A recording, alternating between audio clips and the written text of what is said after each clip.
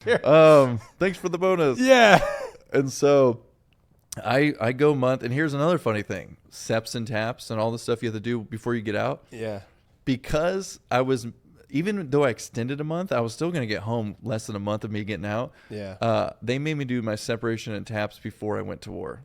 So I had to go through the whole like job interview, all the stuff like when you're getting out before I even left for Iraq. Oh, So wow. usually they wait till you come home and they like do a whole transition right out. They just like, we don't have time. It's wartime. Everyone's like, it's 2006 and 7 is the highest rates of death. I think it was, if you look it up, it was like 1,000 in 2006 and 900 in 2007. And then it was an immediate drop off to like 400 the next year.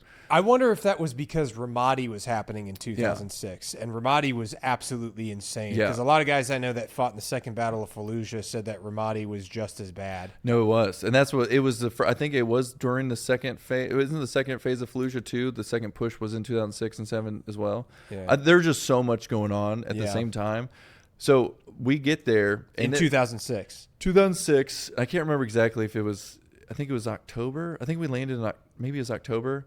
I always get the months wrong, like forget the months we get there. But we were doing a left seat, right seat with second toes. Okay. And at the time, because I was technically, even though I was an E4 and I was more senior than most people, I still was the dismount in the truck. So for everyone who doesn't know, we have our driver, we have our vehicle commander, we have a dismount and a gunner. Obviously, gunners in the 50 cal, the Mark 19 or the SAW, or the other 50 cal, I think it was. And so because I've never been to war before, I was a dismount, even though I was an E4. And you were in 0311 too. But yeah, so it made more sense for me to be dismount. Yeah. And so, and I was dismounting the second truck.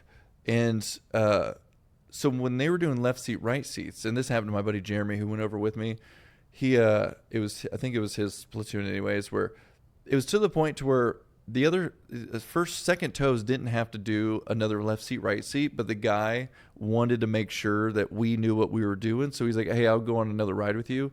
Yeah. And they went down MSR Mobile towards the prison, and it was one of the largest IEDs that ever went off in Iraq. And it was because that's a 6-lane highway going through MSR Mobile is like 3 lanes over here, 3 lanes over here with the median. Oh. And under it, the culver, what do you call those big circle? Yeah, like a culvert. Yeah, culver was stacked. They stuffed this thing with, and it ended up being a very complex ambush to where they blew that thing up. And luckily their chameleons were on. We had chameleons. I don't know if they called it something different. It was like the jammers that stopped IED transmissions coming in. Yeah. We had chameleons, and the Blue Force tracker was like how we saw everything. Yeah.